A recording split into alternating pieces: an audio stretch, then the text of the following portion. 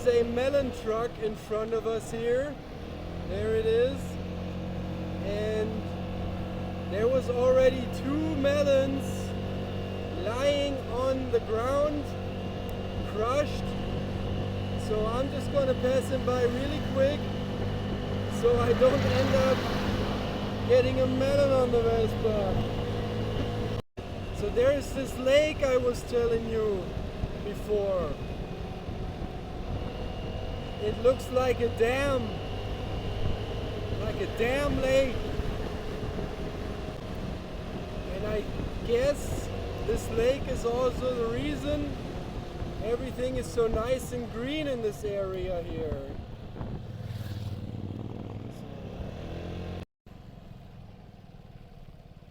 Jesus, that freaking road it's leading me down here again is so crazy. I need to show you that. So the road is ridiculous, but the site is very nice. Holy moly, man. My poor brakes.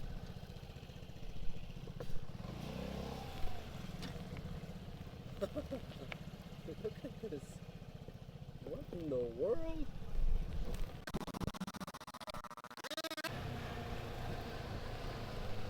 Oh, we're gonna come to a road called Falcone Borsellino. Those were the state or district attorneys of Palermo, and they were assassinated in a very cruel and gruesome bombed murder in 2 separates. And this was a turning point.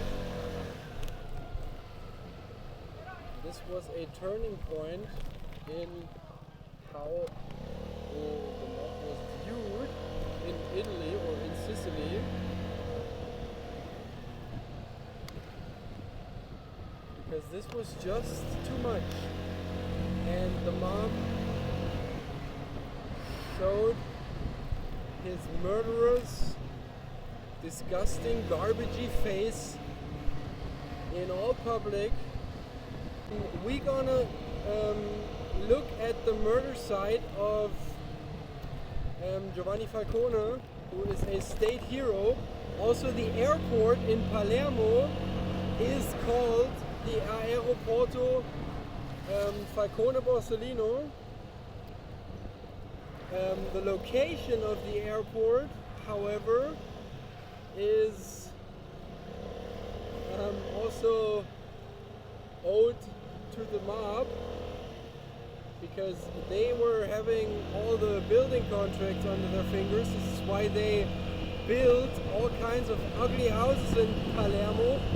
It's called the raid or the purge, no, the raid of Palermo, because they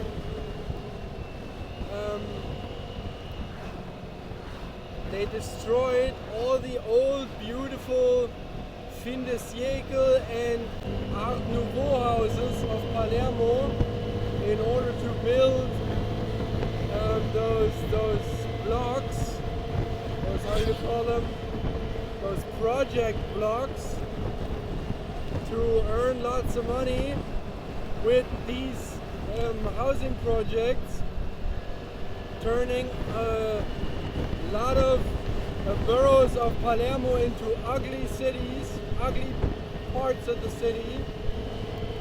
And the airport is way too far from the city and way too close to the mountains.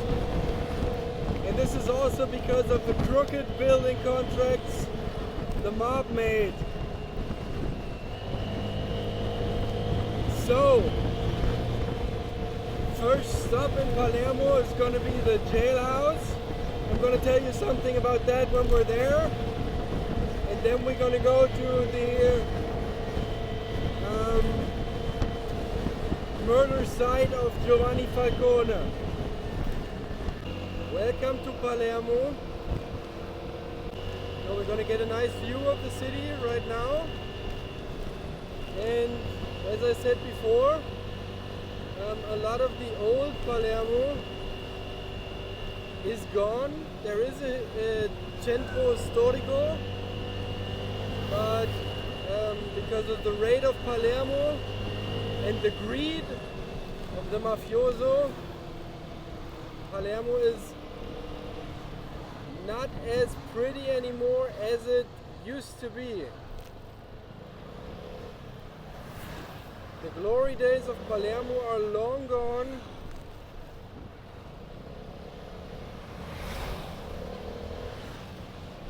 And what's left is a whole bunch of like social building complexes, like the ones here to the left. And well, not only don't they look very pretty, they're also breeding grounds for the next generation of mafiosi. Yeah, so far I have seen pretty much only housing projects like that, and I'd love to say it's a nice city, but I honestly can't say that by now, and not yet.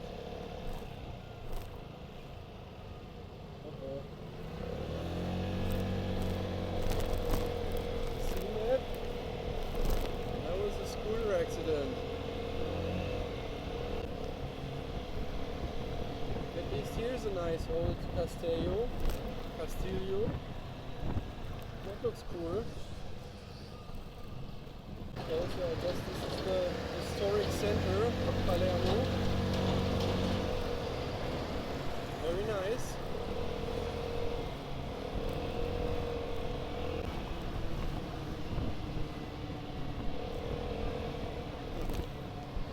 Very cool.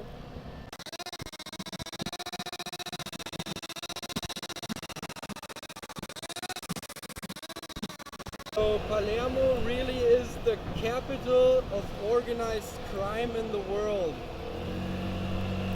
This is where it was invented, you could say. And even before New York City, New York will be on place 2 on that list. And I'd say on place 3 would be Naples. But this year, this is number 1. I think that's it. That looks like it. Yes. Okay guys, here it is. Welcome to the Grand Hotel Luciardone.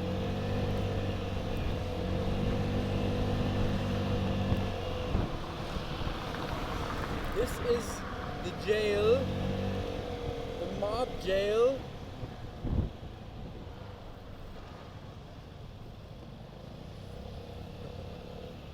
Shit. Okay, I'm gonna look for a parking space and then I'm gonna tell you all about it, okay?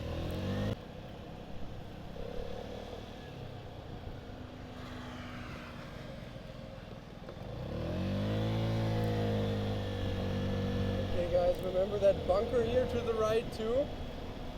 Very important.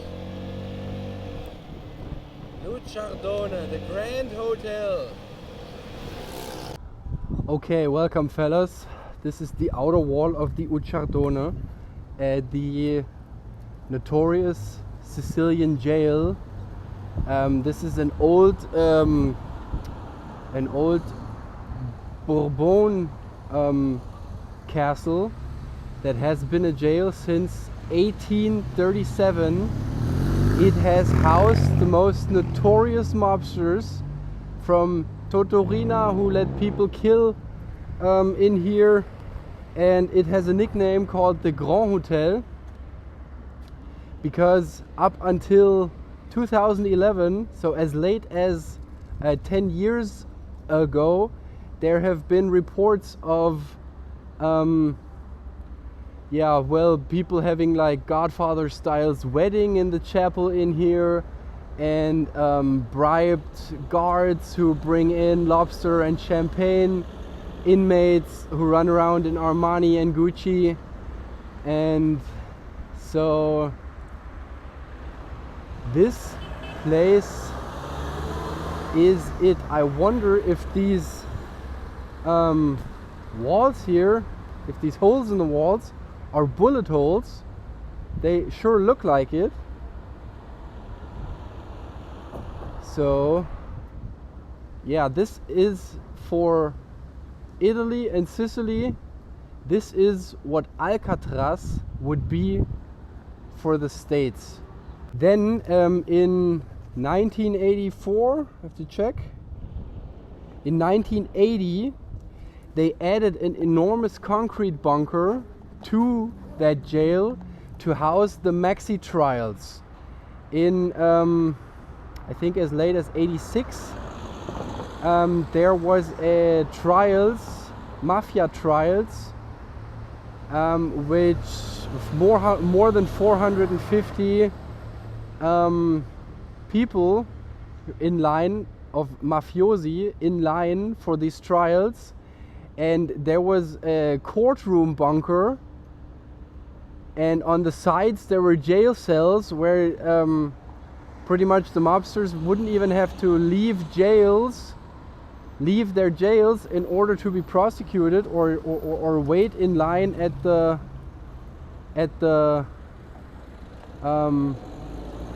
trial.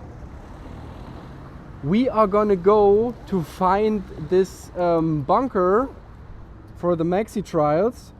The Maxi trials were led by Giovanni Falcone, who is this known mafia hunter, who said as late as the early 90s, he said that the COSA Nostra will never forget, and one day they'll come after him. And this is what happened in 92, where they blew him up. Here it is.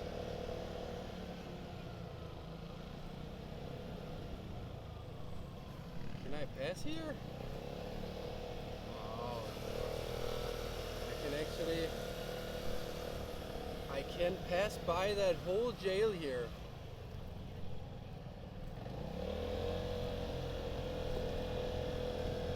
It has been getting countless call to orders by the EU, that jail, because it's quite run down.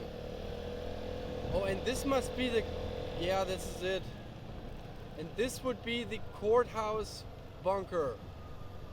This one here, where there were the Maxi process. This is it. While these trials happened, armored cars patrolling here. Oh, this is crazy, man.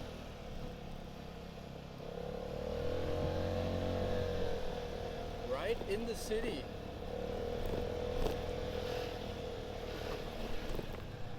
Wow. I just found our next stop.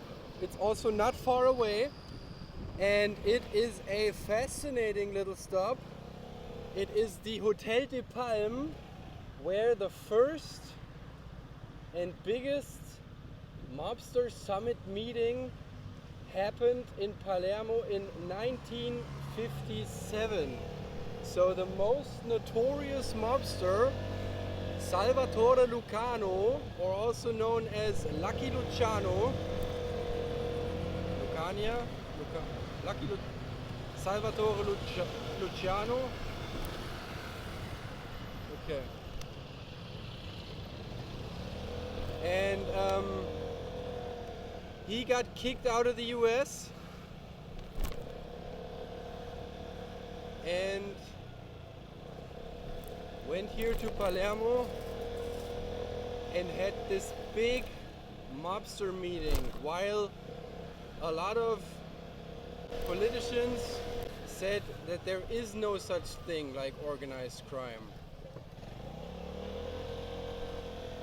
From Grand Hotel Ucciardino to Grandalbergo de Palma. Welcome. Here was the big COSA Nostra summit of 1957. They were making the plans and taking care of the heroin trade from Sicily to the US. Lucky Luciano and all the important families in the 50s planned the strategy behind the transatlantic heroin trade. So heroin was refined in Sicily and then was shipped to the US, also by the means of the pizza connection, where they were shipping the heroin in tomato cans, in cans of tomato sauce. A lot like the batter, the frying batter for Breaking Bad, but this was done the old school way in tomato cans. Right here. Unfortunately, they took down the letters up there that said Hotel de Palma. Nice place. $300 a night. This town drives just a little crazy. My recommendation for driving Palermo is forget everything you learned in driving school and just go for it. At least with a scooter you can, because you can turn really quick. That's a nice cobblestone street. Ouch! Okay guys, and here we go at the Falcone tree. Here was the office. He was fighting the mafia, and they built a little shrine here, and this is the tree where they hang like poems and all kinds of things to remember him.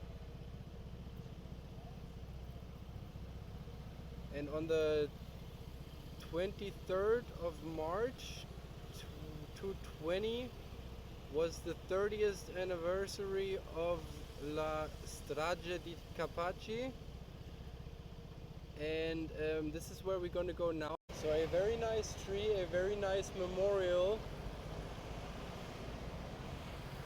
very interesting place. I passed it twice already, tried to find it, and I'm happy I found it in the end.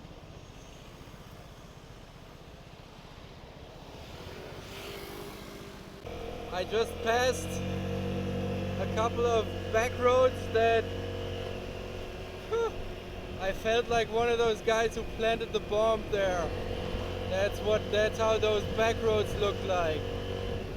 You should be able to see those columns any second now.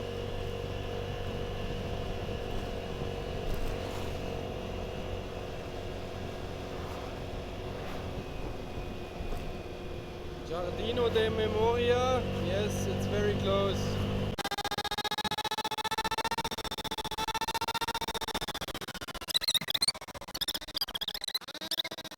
Oh, and I see him now, back there. Okay, so you see those two columns to the right here. This is exactly where Giovanni Falcone got blown up.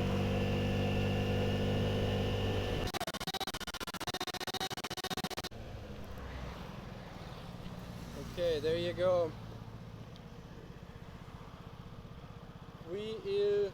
23rd of May 1992.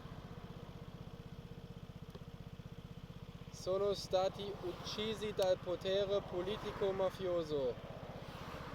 Giovanni Falcone, Francesca Morvillo, his wife, and his three bodyguards.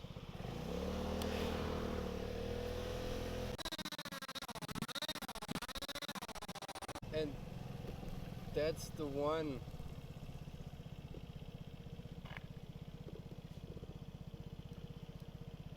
Okay, I'm gonna take you there. Okay, so the gang around Totorina, he and his henchmen, so they planned this assassination by seconds. And down here, so they did some test bombings in on Mafia ground somewhere, and then they planted a half-ton TNT bomb. Yes, 500 kilogram. They planted down here, covered it up in garbage, took a scrap fridge from down here, and as a timing reference for the detonation, put the fridge a little back there. And so the guy with the detonator was somewhere in the hills there, and when they saw Falcone, he was on his way to vacation.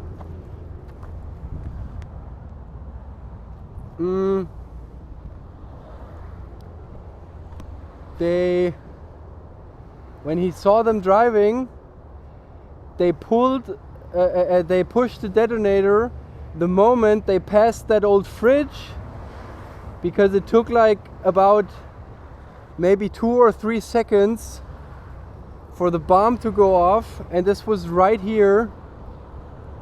And this assassination ripped that whole street in half. And for what? For a little bit of money. It's insane, isn't it?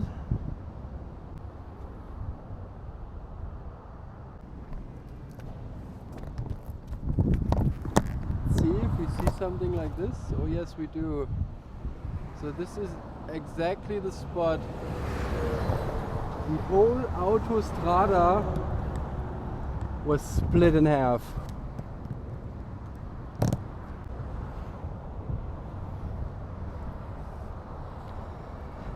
So guys, with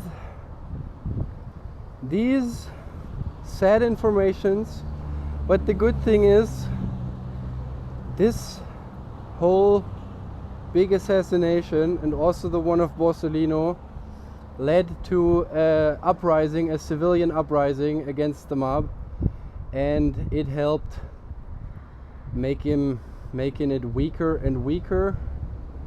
And nowadays it's long not what it used to be. It has lost influence, it has lost a lot of money and power. Basically today there's only a bunch of stupid small-time crooks left that make a couple of bucks with dirty with garbage disposal deals, where they're sitting in their own fucking garbage, while Falcone is gonna be remembered forever for not backing down. So if you ever get the choice how you want to be like, you want to be a poor stupid asshole sucker who sits in his own garbage and live, or do you want to die standing up like Falcone did? So with this here words, I will end today's vlog. And well, I hope you liked it. I enjoyed it. It was very interesting seeing this. There's, I don't know, a million more sites, but I think I picked a couple of very interesting ones. It's 4:15 now. I'm gonna look for some food now and for some stuff for the ferry, and at around 6 I'm gonna go to the port. Alright guys, take care.